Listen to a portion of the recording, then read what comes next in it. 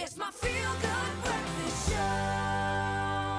Welcome back to your Feel Good Breakfast Show. It's Expresso right here on SABC3. And we're with none other than the one, the only, JP Sebastian. How are you, darling? This is the first time I'm seeing you for 2018.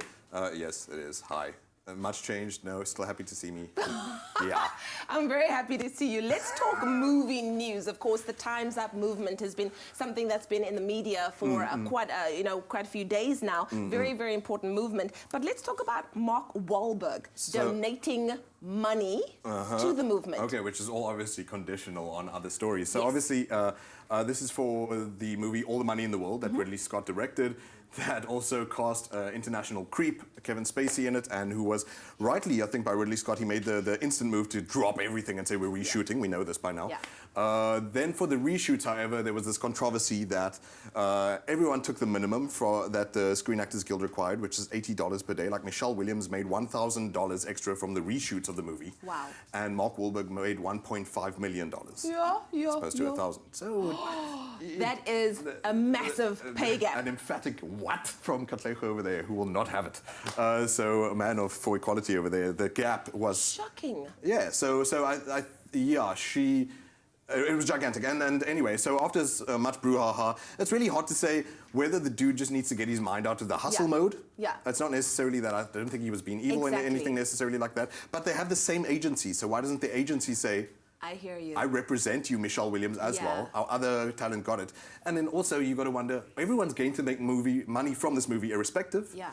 Mark, since it was hard to say it was anyone's fault in particular, do you take money for doing reshoots for what is possibly the right thing to do if you still want the project to survive? Or do you put out the movie with Kevin Spacey in it and make absolutely no money at all? So I think it's, at least to be fair to the dude, who I don't like that much anyway, Mark Wahlberg, mediocre actor, is Ridley Scott instantly dropped everything to change the movie, didn't ask any questions about Kevin Spacey. It's, ooh, it's complex. He was like, no, stuff it, do the right thing. And Mark Wahlberg also did the right thing immediately and said, you know what, I see the problem and I think that it's a valid movement. It went all to the legal fund for Time's Up to represent Because at women. this point, I would not actually watch a movie with Kevin Spacey in, but it does release on the 16th of February for those who are interested in. But let's talk about something that a lot of people are interested in, Pitch Perfect 3. Yeah, this one's interesting. Zoe immediately just beams with like joy. Little ears prick up over there. So I read about Pitch Perfect 3 last night on the official website for the United States Department of Defense. Yeah. Which is obviously where you read about teeny a cappella movies, right?